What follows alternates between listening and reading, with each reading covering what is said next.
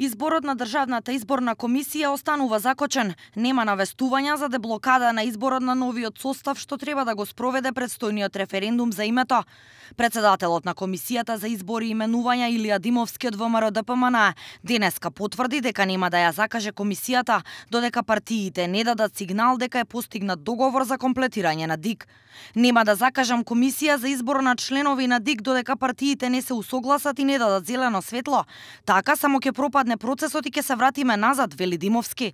Но наместо договор продолжуваат партиските препукувања околу изборот на новиот состав на ДИК. Од ВМРО-ДПМН вчера тврдеа дека тие не го кочеле процесот, бидејќи роковите за избор биле истечени.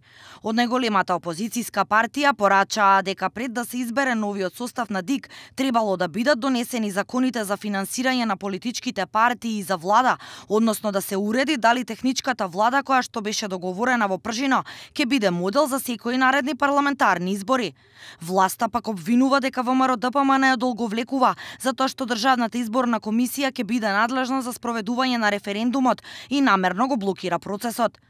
Пролонгирањето на изборот на највисокото изборно тело ќе го доведе во прашање одржувањето на референдумот, кој според последните најави планирано е да се одржи во последната недела од септември или првата од октомври.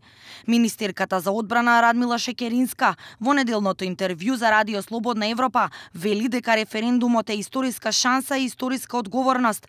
Според неа, многу поважен е односот на сите политички партии кон референдумот, отколку дали ќе биде консултативен или задолжителен. Според мене, клучната одлука е секоја од политичките партии да не бега од одлуки и од одговорност и да не го блокира патот на Македонија за кој се изјаснува мнозинство од граѓаните на оваа држава.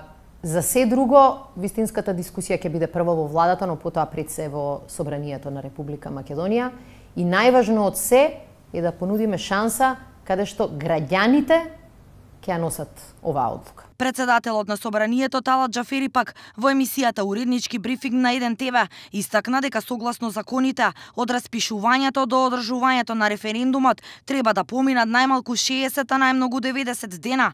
Ги повика ВМРО-ДПМН да опстојат на ветувањето дека нема да го попречуваат изборот на ДИК. По прв пат се случува комисијата за избори и именувања да ја води опозицијата. По завршувањето на изборите во 2016 компромисно се договоривме и пруживме рака како мнозинство да покажеме дека имаме верба во опозицијата. Со сето ветување од опозицијата дека нема да се искористи за обструкција таа комисија, гледаме дека сега во пракса не е така, изјави Џафери. На огласот за членови на Државната изборна комисија се пријавија 41 кандидат. 17 јули е крајниот рок кога Собранието треба да го избере ова тело, кое ќе има 6-месечен мандат.